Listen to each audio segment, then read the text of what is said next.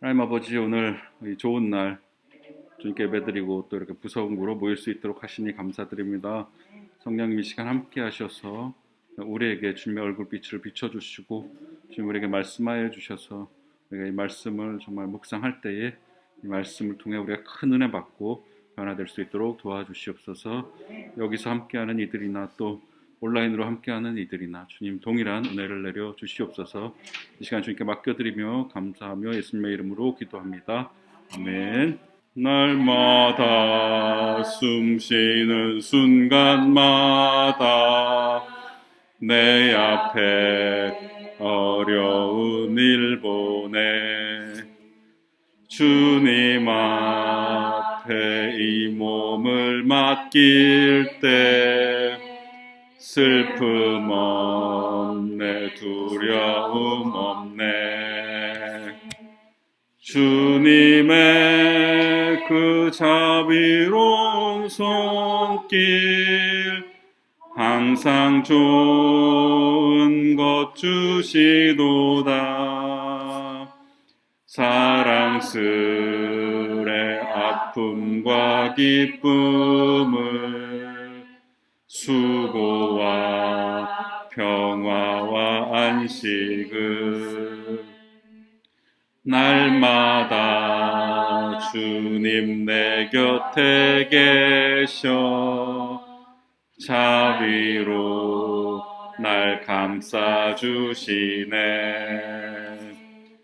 주님 앞에 이 몸을 맡길 때 힘주시네, 위로함 주네. 어린 나를 품에 안으시사 항상 평안함 주시도다. 내가 살아 숨을 쉬는 동안 살피신다 약속하셨네. 인생의 어려운 순간마다 주의 약속 생각해보네. 내 맘속에 믿음 잃지 않고 말씀 속에 위로를 얻네. 주님의 도우심 바라보며 모든 어려움 이기도다. 흘러가는 순간순간마다 주님 약속 새겨봅니다. 아멘. 예, 오늘부터 이제 고린도전서 5장으로 이제 넘어갑니다. 이제 앞에 1장부터 4장까지는 고린도 교회가 이제 분열되어 있는 거에 대해서 바울이 이제 그거를 야단도 치고 이제 하나 되라고 이제 열심히 권면을 했었는데요. 이제 5장부터는 이제 이야기가 다른 이야기로 바뀝니다. 그래서 5장부터 6장까지는 특별히 이 고린도 교회의 공동체에 좀 여러 문제가 있었는데 그 여러 문제들에 대해서 바울이 얘기하면서 공동체가 좀 이렇게 바로 설 수 있도록 그런 권면을 하고 있는데요. 일단 교회 안에 이제 여러 가지 좀 윤리적인 문제들, 부도덕한 문제들이 많이 발생을 했습니다. 고린도 교회에. 그래서 이제 바울의 귀에 그 소문이 들립니다. 그래가지고 그래서 그 얘기를 이제 듣고 나서 이제 거기에 대해서 응답을 하는데요. 크게 이제 5장과 6장에 나오는 문제는 크게 세 가지가 있습니다. 한 가지는 이제 교회 내에 근친상간 문제가 사건이 터졌다고 합니다. 그러면서 바울이 거기에 대해서 뭐라고 응답을 하느냐? 이 악한 사람은 너희 중에서 내쫓아라. 이렇게 바울이 응답을 합니다. 두 번째는 이제 성도들끼리 소송이 붙었습니다. 믿는 사람들끼리 교회 안에서 해결을 했었어야 되는데 이거를 세상 밖 법정으로 가지고 가서 이제 싸움이 났어요. 그래가지고 바울이 이거에 대해서는 이런 분쟁은 공동체 내에서 해결해라. 바울이 이렇게 또 응답을 합니다. 그다음에 이제 세 번째로는 이제 좀 잘못된 자유 사상에 빠져가지고 사람들이 방종하고 막 퇴폐스럽게 그런 음행 사건들이 벌어지니까 바울이 이거에 대해서는 너희 몸으로 하나님께 영광을 돌려라 이렇게 얘기를 합니다. 이렇게 크게 세 가지 사건을 이야기하는 것이 고린도전서 5장부터 6장까지 내용입니다. 그래서 오늘은 이제 고린도전서 5장을 살펴볼 건데요. 여기서 이제 바울이 하는 얘기는 음행을 피해라 이제 이런 얘기를 합니다. 특히 이제 고린도전서 5장에서는 교회 내에 근친상간 문제가 발생을 해서 그 얘기를 하고 있습니다. 고린도전서 5장 1절에서 먼저 5절까지를 먼저 한번 살펴보겠습니다. 한 목소리로 본문 읽어보겠습니다. 너희 중에 심지어 음행이 있다 함을 들으니 그런 음행은 이방인 중에서도 없는 것이라. 누가 그 아버지의 아내를 취하였다 하는도다. 그리하고도 너희가 오히려 교만하여져서 어찌하여 통한이 여기지 아니하고 그 일 행한 자를 너희 중에서 쫓아내지 아니하였느냐. 내가 실로 몸으로는 떠나 있으나 영으로는 함께 있어서 거기 있는 것 같이 이런 일 행한 자를 이미 판단하였노라. 주 예수의 이름으로 너희가 내 영과 함께 모여서 우리 주 예수의 능력으로 이런 자를 사탄에게 내주었으니 이는 육신은 멸하고 영은 주 예수의 날에 구원을 받게 하려 함이라. 아멘. 세번역 성경으로 한 번만 더 읽어보겠습니다.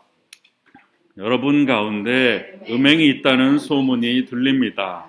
자기 아버지의 아내를 데리고 사는 일까지 있다고 하니 그러한 음행은 이방 사람들 가운데서도 볼 수 없는 것입니다. 그런데도 여러분은 교만해져 있습니다. 오히려 여러분은 그러한 현상을 통탄하고 그러한 일을 저지른 자를 여러분 가운데서 제거했어야 하지 않았겠습니까? 나로 말하면 비록 몸으로는 떠나 있으나 영으로는 함께 있습니다. 마치 여러분과 함께 있듯이 그러한 일을 저지른 자를 이미 심판하였습니다. 우리 주 예수의 이름으로 여러분이 모여 있을 때에 나의 영이 우리 주 예수의 권능과 더불어 여러분과 함께 있으니 여러분은 그러한 자를 당장 사탄에게 넘겨주어서 그 육체는 망하게 하고 그의 영은 주님의 날에 구원을 얻게 해야 할 것입니다. 아멘. 예, 이제 1절부터 이제 차근차근 살펴보겠습니다. 1절에서 너희 중에 심지어 음행이 있다 함을 들으니 그런 음행은 이방인 중에서도 없는 것이라. 누가 그 아버지의 아내를 취하였다 하는도다. 예, 세 번역으로 한번 더 읽어보면 여러분 가운데 음행이 있다는 소문이 들립니다. 자기 아버지의 아내를 데리고 사는 일까지 있다고 하니 그러한 음행은 이방 사람들 가운데서도 볼 수 없는 것입니다. 예, 바울이 1절에서 지금 이렇게 이야기를 시작하고 있습니다. 너희 중에 심지어 이렇게 바울이 시작을 했죠.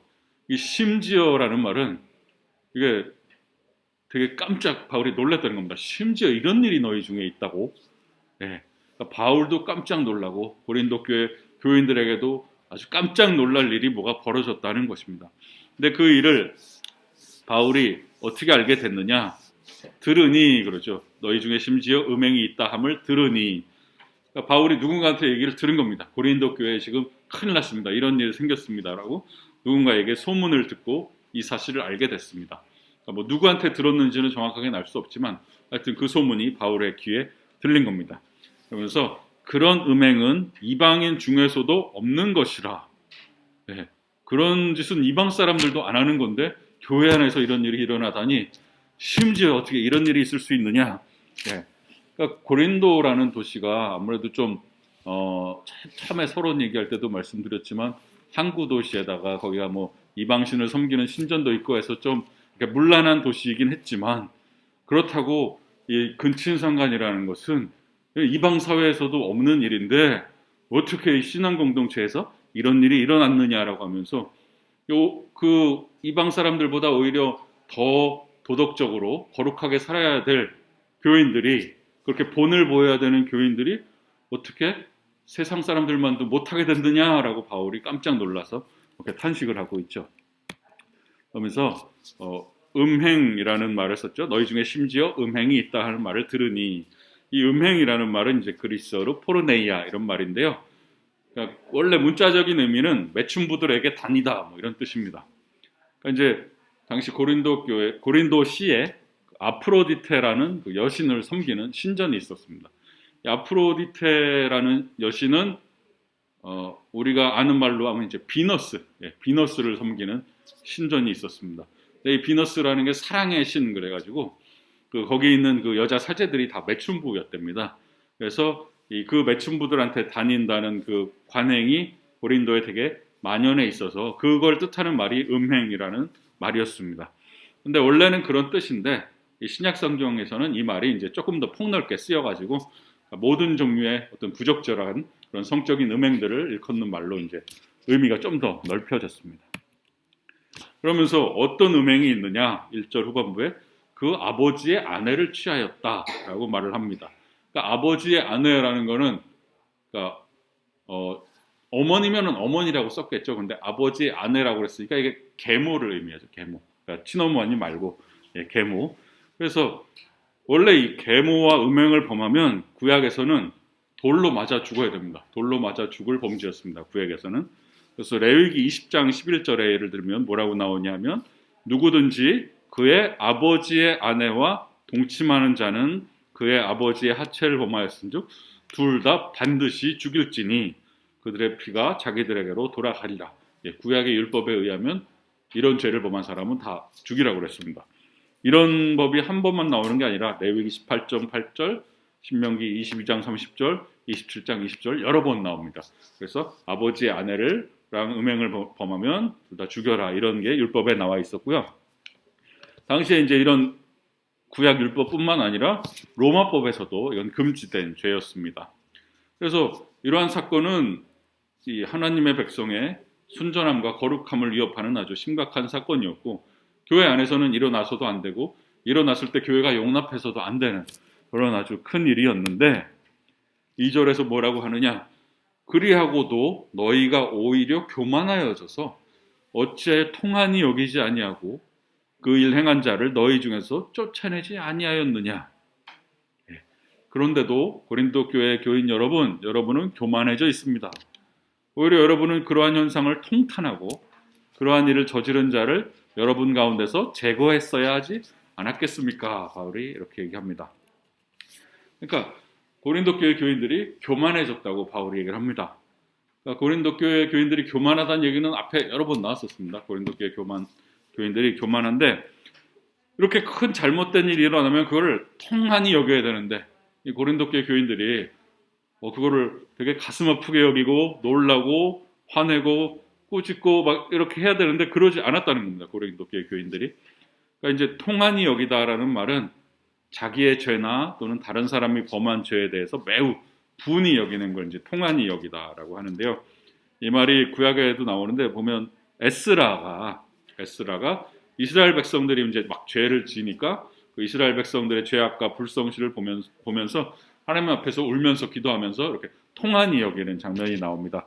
에스라 10장 6절에 보시면은 이에 에스라가 하나님의 성전 앞에서 일어나 엘리야십의 아들 여호하난의 방으로 들어가니라.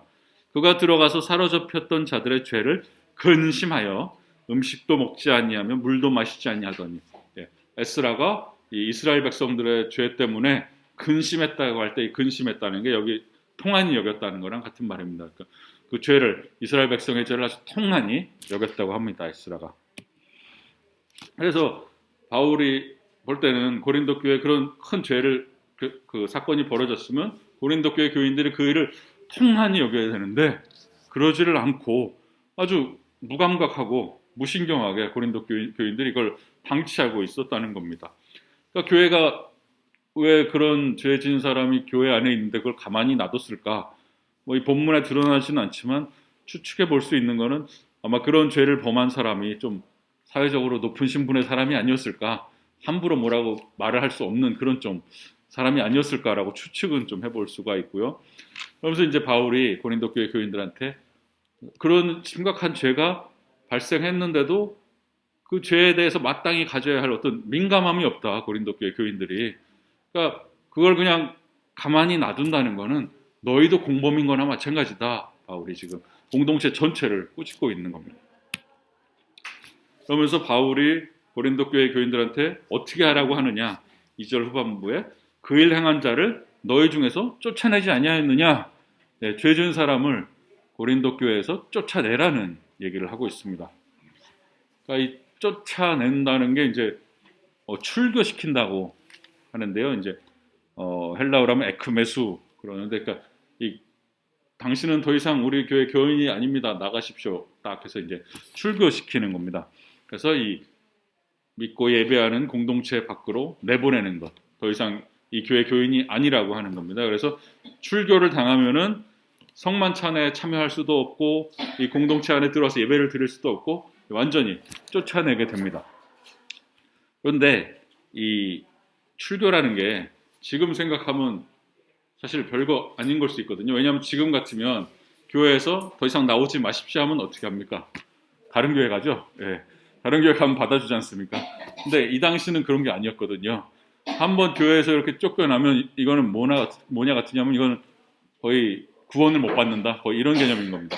교회 밖으로 완전히 기독교 밖으로 쫓겨나는 그런 의미가 있었습니다. 그러니까 이건 되게 그 당시 사람들한테 큰 벌이었고요. 그래가지고 이 서양 역사에 보면은 이제 교황하고 황제하고 막 싸울 때가 있거든요. 서로 권력을 이제 누가 더 센 권력을 갖느냐 그러고 막 싸우다가 교황이 황제한테 너 출교야 그러면은 황제가 와서 무릎 꿇고 엎드리고 막 빕니다. 황제가 출교당하는 순간 자기는 지옥 가는 거니까 그거는 이제 안 되니까 그 정도로 심각한 벌이었습니다. 출교라는 게. 예, 지금하고는 조금 이제 느낌이 다르죠. 예. 그래서 구약에서도 보면은 그 음행을 범한 사람을 돌로 쳐서 하나님의 백성 가운데서 그 악한 일을 한 사람을 제거를 했었는데, 바울이 볼 때 한 사람의 범죄가 이 공동체 전체를 어지럽힐 수 있다고 본 겁니다. 한 사람의 죄가 다른 사람도 죄를 짓게 만들 수도 있고, 그러니까 그런 범죄를 그대로 방치해 놓으면은 공동체 전체가 그런 죄악에 빠져들 수도 있고, 이 공동체에 있다는 건 서로 이렇게 영향을 주고받지 않습니까? 좋은 영향도 주고받지만 또 나쁜 영향도 서로 주고받지 않습니까? 공동체라는 게. 그래서 비록 한 개인이 잘못한 거지만 이건 공동체가 함께 책임을 져야 된다고 바울이 얘기를 하고 있습니다. 그래서 그 죄 지은 사람을 쫓아내서 공동체를 깨끗하게 만들어라. 그러니까 몸에 암세포가 생기면 그 암세포를 잘라내야 되듯이 이렇게 악을 행한 자, 회개하지 않는 자를 교회도 과감하게 출교시켜야 된다. 바울이 이렇게 얘기를 하고 있습니다. 그러면서 3절에서 내가 실로 몸으로는 떠나 있으나 영으로는 함께 있어서 거기 있는 것 같이 이런 일 행한 자를 이미 판단하였노라. 이렇게 얘기합니다. 나로 말하면 비록 몸으로는 떠나 있으나 영으로는 함께 있습니다. 마치 여러분과 함께 있듯이 그러한 일을 저지른 자를 이미 심판하였습니다. 예. 바울이 이제 내가 실로 몸으로는 떠나 있으나, 바울은 지금 고린도에 없습니다. 그죠? 에베소에 있어가지고 같이 있지는 못하지만, 내가 몸은 거기 같이 있지 않지만 영으로는 함께 있어서, 이제 바울이 되게 신령한 사람이지 않습니까? 막 삼층천 체험도 하고, 그러니까 이 바울도 딱 기도하면서 이제 영적으로 다 안 거죠. 거기서 누가 어떤 잘못을 했는지 이제 영적으로 다 판단을 내린 겁니다. 그래서 내가 이미 그 사람에 대해서는 이미 판결을 내렸다. 예, 심판해야 되겠다고 이미 내가 마음의 결정을 내렸다. 바울이 이렇게 얘기합니다. 그러면서 4절과 5절에서 주 예수의 이름으로 너희가 내 영과 함께 모여서 우리 주 예수의 능력으로 이런 자를 사탄에게 내어 주었으니 이는 육신은 멸하고 영은 주 예수의 날에 구원을 받게 하려 함이라. 이렇게 얘기합니다. 예, 우리 주 예수의 이름으로 여러분이 모여 있을 때에 나의 영이 우리 주 예수의 권능과 더불어 여러분과 함께 있으니 여러분은 그러한 자를 당장 사탄에게 넘겨주어서 그 육체는 망하게 하고 그의 영은 주님의 날에 구원을 얻게 해야 할 것입니다. 이렇게 얘기를 합니다. 제일 먼저 4절에 주 예수의 이름으로 이렇게 시작을 하는데요. 이 구절이 살짝 해석하기가 애매합니다. 왜냐하면 이게 그 앞에 3절에 붙을 수도 있고 이게 뒤에 4절에 붙을 수도 있어서요. 만약에 이게 3절에 붙었다고 생각을 하면은 아까 바울이 뭐라고 했냐면 내가 이런 일을 행한 자를 이미 판단하였노라 그랬거든요. 그런데 주 예수의 이름으로가 거기 붙었다고 생각을 할 수가 있습니다. 그러면 이게 어떻게 해석이 되냐 하면 그런 일을 행한 사람을 내가 주 예수의 이름으로 벌써 심판했다. 심판에다가 갖다 붙일 수가 있습니다. 그렇게 하면. 그래서 주 예수의 이름으로 그런 일을 행한 사람 위에, 이런 경우는 이제 주 예수의 이름으로 그런 일을 행한 사람, 그러니까 그 범죄한 사람이 주 예수의 이름으로 범죄했다. 이렇게도 갖다 붙일 수가 있습니다. 그래서 주 예수의 이름으로 범죄한 사람 위에 내가 심판을 선언했다. 뭐 이렇게도 해석을 할 수가 있고요. 지금 우리 성경처럼 주 예수의 이름으로 뒤에다가 4절에다가 갖다 붙이면 주 예수의 이름으로 너희가 내 영과 함께 모여서, 그러니까 고린도 교회 교인들이 주 예수의 이름으로 모여서 심판을 내려라. 이렇게도 해석을 할 수가 있겠습니다. 우리 성경은 지금 뒤로 연결을 시켰죠. 그래서 4절에다가 붙였습니다. 그래서 너희가 내 영과 함께 모여서, 이 고린도 교회 교인들이 모여서, 근데 바울도 영적으로 함께 하겠다는 겁니다. 어떻게 함께 하는지는 잘 모르겠지만 어떤 신비한 방식으로 영으로 함께 하겠다. 그래서 이 출교나 이런 징계를 내릴 때는 몇몇 지도자나 임원이나 이런 사람들이 하는 게 아니라 온 교회 공동체가 다 같이 모여서 징계를 내리라는 겁니다. 공동체 전체가 모여서 출교를 해라, 이렇게 얘기를 합니다. 그러면서 이런 자를 사탄에게 내주었으니, 이렇게 말을 합니다. 좀 어려운 말인데요. 그러니까 사탄에게 내준다는 게 무슨 뜻인가? 사탄한테 잡아가라 그러는 건가? 그거는 아닐 거고요. 그러니까 이제 출교시키는 거, 교회 밖으로 완전히 쫓아내는 거를 이렇게 표현을 비유적으로 한 것 같습니다. 왜냐하면 교회 안에 있어야 구원이 있는 건데, 교회 밖으로 내보낸다는 건 이제 더 이상 구원받지 못하는 멸망의 길로 보내는 거니까 사탄에게 내어줬다라고 이렇게 비유적으로 표현을 했다고 보입니다. 그래서 그렇게 사탄에게 내어주면, 그러니까 출교를 당하면 무슨 일이 일어나느냐? 육신은 멸하고 영은 주 예수의 날에 구원을 받게 하려 함이라, 이렇게 얘기합니다. 여기서 육신이라는 거는 우리의 이 몸을 의미하는 걸로 보시면 안 되고, 그러니까 우리 안에 죄된 본성, 그러니까 어떤 우리의 그 욕망을 따라 사는 그런 그 죄의 본성을 말하는 걸로 보시면 되겠습니다. 그래서 하나님을 따르는 길이 아니라 이 세상을 따르는 길, 아직 성령을 따르지 않는, 변화되지 않은 그 모습, 그것을 육신이라고 표현을 했다고 보시면 되겠습니다. 그래서 육신은 멸한다는 게 육체를 없애버리겠다는 게 아니라 그 우리의 죄의 욕망을 정화시키는 거죠. 그러니까 결국 육신은 멸한다는 게 그런 우리의 죄된 본성을 다 없애고 결국은 회개에 이르도록 하겠다는 거죠. 그래서 그 육신의 욕망, 죄된 욕망이 죽임을 당해서 내가 죽고 주님이 산다고 그러지 않습니까? 그 죄된 본성이 다 없어지고, 그 출교라는 징계를 통해서 이 죄인이 정말 회개하고 회복할 수 있도록 그렇게 하라는 말입니다. 그래서 교회에서 징계를 내린다는 것은 벌을 주려는 목적보다는 결국 목적은 뭐냐면 회개하고 돌아오게 만들려는 거죠. 그 징계의 목적은. 그래서 지금 좀 출교하는 게 심해 보일 수도 있지만 그렇게 해서라도 이 사람이 회개하도록 만들어야 된다는 겁니다. 그래야지만 결국 죽기 전에 회개하고 돌아와서 결국 구원은 받게 만들어야 되기 때문에 지금 좀 세더라도 출교시켜야 된다는 겁니다. 그래서 이렇게 출교시켜서 스스로 자신을 이렇게 돌아봐서 회개해서 결국 구원은 받을 수 있게 만들어줘야 된다. 그래서 교회에서 징계를 내릴 때 그 목표는 이 사람 벌받게 해서 잘못되게 하려는 게 아니라 결국은 이 사람이 용서받을 수 있도록 해주고 화해할 수 있도록 해주는 것이 목적이라는 것입니다. 물론 이제 용서를 너무 쉽게 해주면 안 되겠죠. 잘못했는데 회개도 안 하는데 그걸 용서해주면 안 되는데, 그렇지만 이렇게 어떤 징계를 거치고 회개를 했을 때는 그 뒤에는 용서가, 최종적으로는 용서가 돼야 된다는 거죠. 그래서 바울이 여기서 이제 좀 세게 얘기를 했는데요. 출교시켜야 된다고. 그래서 이 출교라는 것은 이 교회 전체의 거룩함을 지키는 하나의 방법이었고요.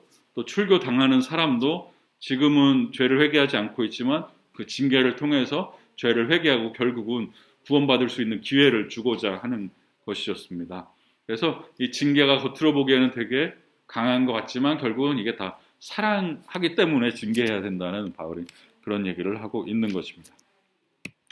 다음으로 이제 6절에서 8절까지를 보겠습니다. 자, 5장 6절에서 8절을 함께 읽어보겠습니다. 너희가 자랑하는 것이 옳지 아니하도다. 적은 누룩이 온 덩어리에 퍼지는 것을 알지 못하느냐. 너희는 누룩 없는 자인데 새 덩어리가 되기 위하여 묵은 누룩을 내버리라. 우리의 유월절 양 곧 그리스도께서 희생되셨느니라. 이러므로 우리가 명절을 지키되 묵은 누룩으로도 말고 악하고 악의에 찬 누룩으로도 말고 누룩이 없이 오직 순전함과 진실함의 떡으로 하자. 아멘. 세번역 성경으로 한 번만 더 읽어보겠습니다. 여러분이 자랑하는 것은 좋지 않습니다. 여러분은 적은 누룩이 온 반죽을 부풀게 한다는 것을 알지 못합니까? 여러분은 새 반죽이 되기 위해서 묵은 누룩을 깨끗이 치우십시오. 사실 여러분은 누룩이 들지 않은 사람들입니다. 우리들의 유월절 양이신 그리스도께서 희생되셨습니다. 그러므로 묵은 누룩, 곧 악의와 악독이라는 누룩을 넣은 빵으로 절기를 지키지 말고 성실과 진실을 누룩으로 삼아 누룩 없이 빚은 빵으로 지킵시다. 아멘. 이제 이 6절에서 8절까지는 이 고린도 교회 안에서의 정결함에 대해서 얘기를 하고 있습니다. 그래서 이제 고린도 교회 교인들이 예수 믿고 자유로워졌는데 그 자유를 너무 잘못 사용하고 있다는 것입니다. 그래서 복음으로 말미암아서 자유를 얻었다면 이 자유는 하나님을 섬기고 이웃을 사랑하는 데 써야 되는데 그게 아니라 자기들 멋대로 하는 잘못된 방종을 행하고 있다는 것입니다. 그래서 이 고린도 교회 교인들이 진정으로 자랑해야 할 것은 자랑하지 않고 진정으로 자랑해야 할 것이 뭐냐? 앞에서 계속 얘기했었죠. 그리스도의 십자가를 자랑해야 되는데 그거는 알지 못하고 정말 부끄러워해야 할 죄악이 막 벌어지고 있는데 그거를 거절하거나 이렇게 꾸짖거나 징계하지 않고 있다는 겁니다. 그런 부끄러워해야 할 죄악들이 어떤 게 있냐? 앞에서 근친상간을 얘기했고 또 간음에 대한 관용, 또 뒤에 가면 이제 우상의 제물을 먹는 얘기 나오고요. 또 거룩한 주님의 만찬을 소홀히 하는 얘기도 뒤에 나오게 됩니다. 이런 여러 가지 죄악들이 막 벌어지고 있는데 이런 부끄러운 죄악들을 잘라내거나 이렇게 거절하지 못하고 있다는 겁니다.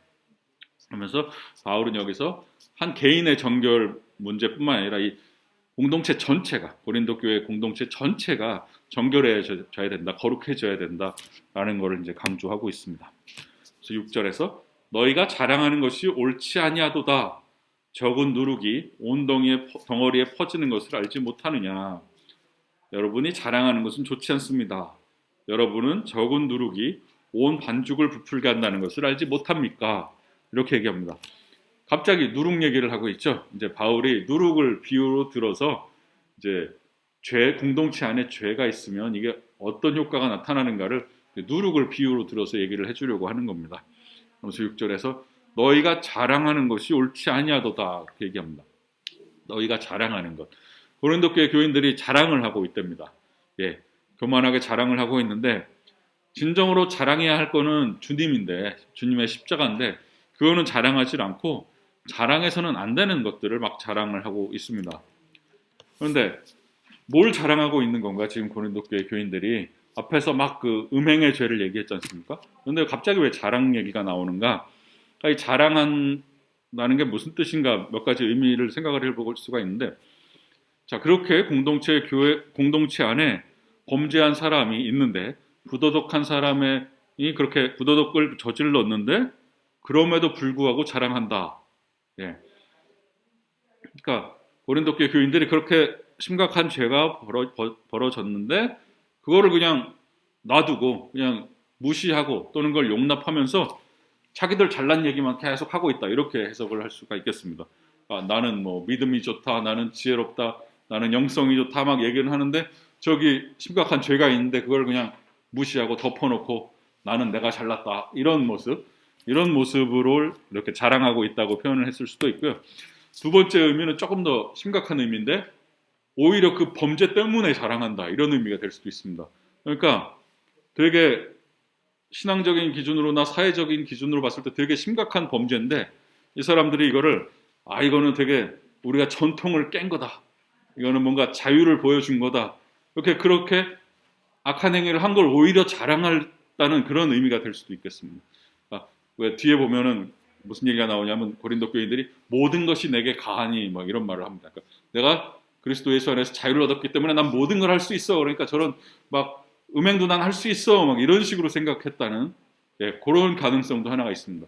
그래서 둘 중에 뭐가 맞는지는 모르겠지만 그러니까 자랑을 했다는 거는 그런 일이 벌어졌음에도 불구하고 자기 잘난 것만 자랑했다는 의미가 될 수도 있고 오히려 그런 악한 일이 일어났는데도 그게 이건 자유롭게 잘한 행동이야 이렇게 자랑을 했다는 의미가 될 수도 있고요. 어찌됐건 고린도 교회 교인들이 자랑을 하고 있었답니다. 그런데 이제 바울이 그런 상황에서 너희가 자랑하는 거 옳지 못하다 이렇게 얘기를 합니다. 그러면서 한 구성원이 잘못한 거는 공동체 전체가 책임이 있는 거다. 바울이 그렇게 얘기를 합니다. 그러면서 이 한 개인의 죄가 공동체 전체 삶에 영향을 미친다. 이거를 보여주려고 이제 누룩의 비유를 듭니다.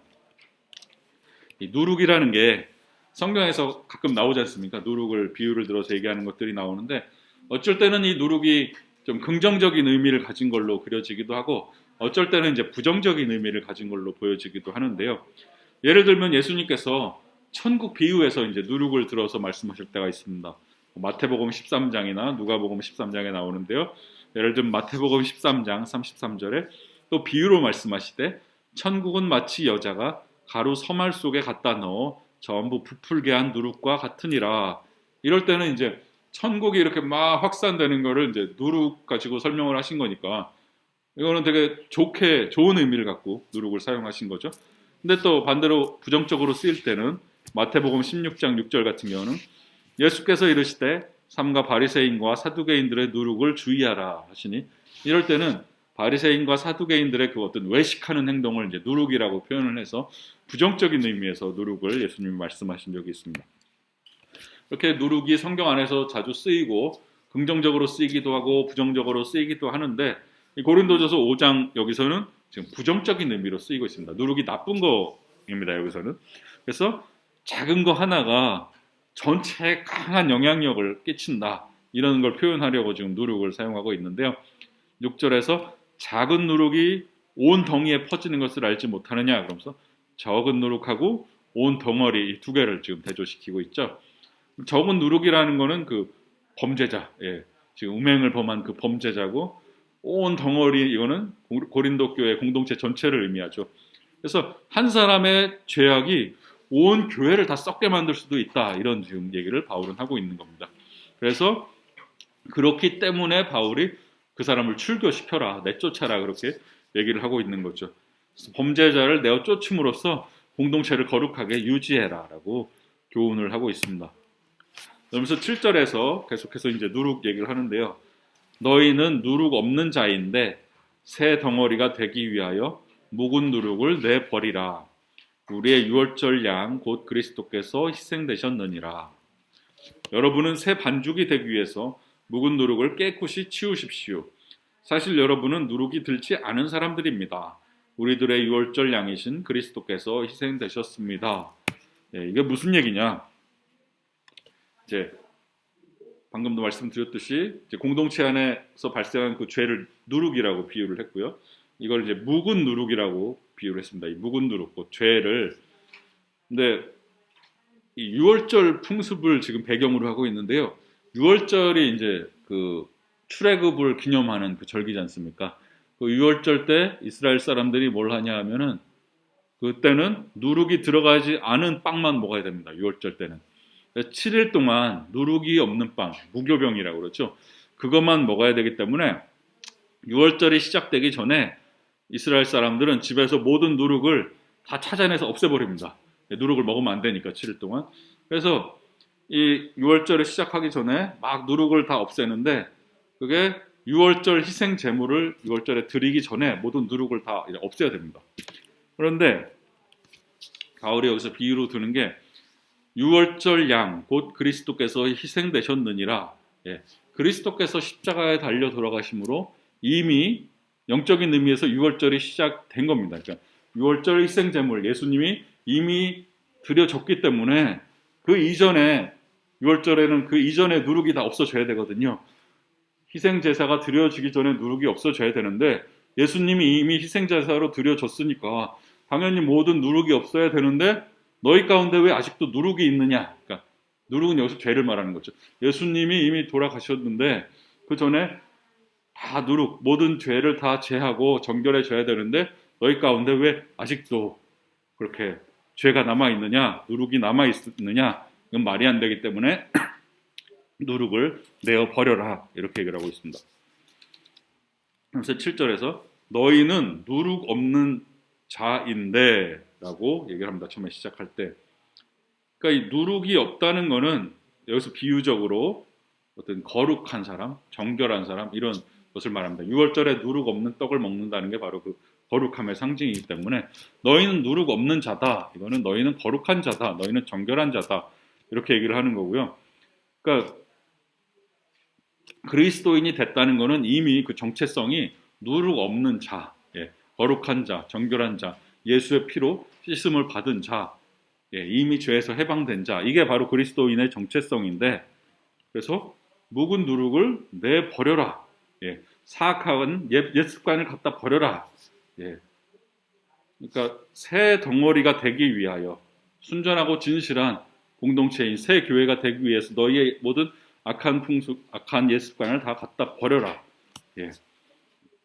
그러니까 누구든지 그리스도 안에 있으면 누룩 없는 자가 되었는데, 그러니까 원래 누룩이 있는 사람인데 지금 너희가 누룩이 있으니까 누룩을 갖다 버리라는 얘기가 아니라 너희의 정체성이 누룩 없는 자다. 이미 누룩 없는 자니까 너희의 정체성에 맞게 살아라, 그런 겁니다. 그러니까 이미 너희는 거룩해진 사람이다. 그러니까 그 거룩해진 자의 삶을 살아라. 너희의 본 모습을 찾아라, 이런 얘기입니다. 그러니까 바울이 명령하는 거는 뭔가 어려운 걸 하라는 게 아니라, 할 수 없는 걸 하라는 게 아니라 이미 예수님이 해놓으신 거를 따라서 그냥 살아라, 이런 얘기를 하고 있는 겁니다. 그러니까 누룩이 잔뜩 묻은 사람한테 누룩을 다 없애라, 이러는 게 아니라 너희는 이미 누룩 없는 자로 예수님이 만들어 줬으니까 누룩 없는 자답게 거룩하게 살아라, 이런 얘기입니다. 그래서 8절에서 이러므로 우리가 명절을 지키되 묵은 누룩으로도 말고 악하고 악의에 찬 누룩으로도 말고 누룩이 없이 오직 순전함과 진실함의 떡으로 하자. 그러므로 묵은 누룩 곧 악의와 악독이라는 누룩을 넣은 빵으로 절기를 지키지 말고 성실과 진실을 누룩으로 삼아 누룩 없이 빚은 빵으로 지킵시다. 야, 명절을 지키자. 그러니까 지금 6월절을 계속 비유를 들어서 얘기를 하고 있는 겁니다. 명절을 지키자, 얘기는 다르게 표현하자면 뭐 축제를 즐기자, 이런 말로도 볼 수가 있겠습니다.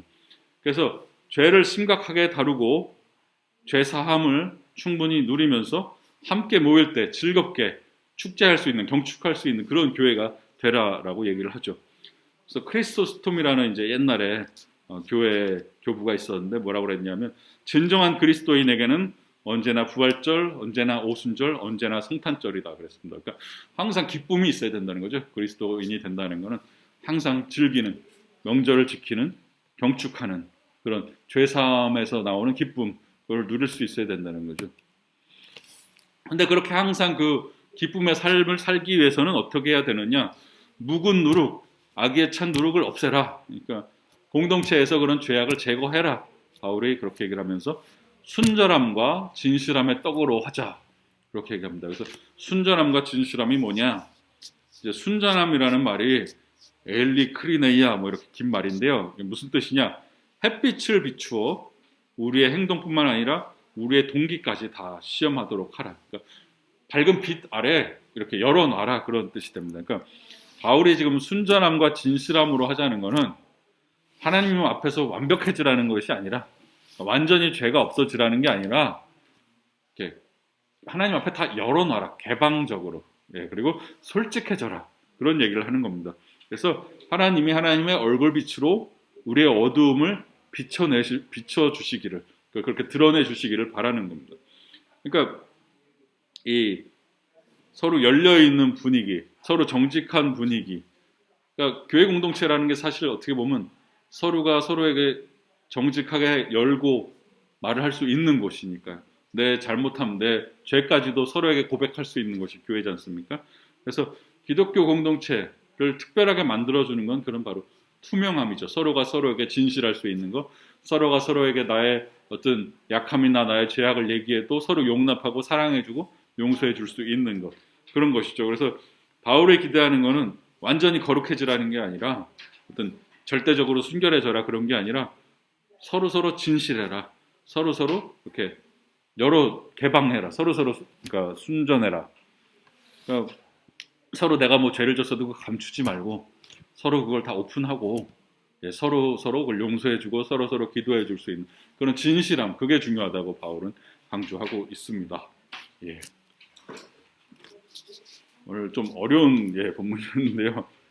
그러니까 그걸 기억하셨으면 좋겠습니다. 그러니까 뭐 공동체로 함께 있다는 것은 어떤 개인에게 문제가 있을 때 그게 개인의 문제만이 아니라 공동체 전체가 같이 그걸 짊어지고 가야 된다. 그걸 기억하시면 좋겠고, 우리에게 하나님 원하시는 것은 완벽해지라는 게 아니라 솔직함. 하나님 앞에서도 죄를 졌으면 하나님 앞에 솔직하게 내어놓고 사람과 사람 간에도 우리가 솔직해질 수 있는 것, 그것을 하나님께서 원하신다고 이제 생각하시면 되겠습니다. 하나님 아버지, 오늘 고린도전서의 말씀을 통하여서 순전함과 진실함에 대해 말씀하여 주시니 감사드립니다.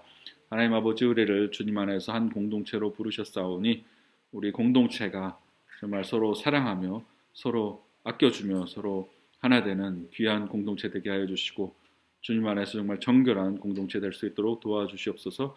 우리 안에 아직 남아있는 묵은 누룩이 있다면 그것들을 다 제거하고 항상 주님 안에서 기쁨의 삶을 살 수 있도록 도와주시고, 또한 우리가 정말 하나님 앞에서나 사람 앞에서 항상 진실하고 항상 순전할 수 있도록 도와주시옵소서. 정말 감추는 것이 아니라 하나님 앞에 모든 것을 다 내어놓고 하나님의 정말 빛이 우리의 삶에 비칠 수 있도록, 그런 삶을 사는 저희가 될 수 있도록 도와주시고, 서로가 서로 간에도 거짓됨이 아니라 진실함으로 서로 사랑할 수 있도록 도와주시옵소서. 한 주간도 주님 우리를 지켜주시고 보살펴주시고 건강하게 하여 주시고, 또 오늘 이곳에 함께 나오지 못한 분들도 주님 기억해 주셔서 다음 주에는 또 건강한 모습으로 함께 할 수 있도록 도와주시옵소서. 감사를 드리며 예수님의 이름으로 기도합니다. 아멘.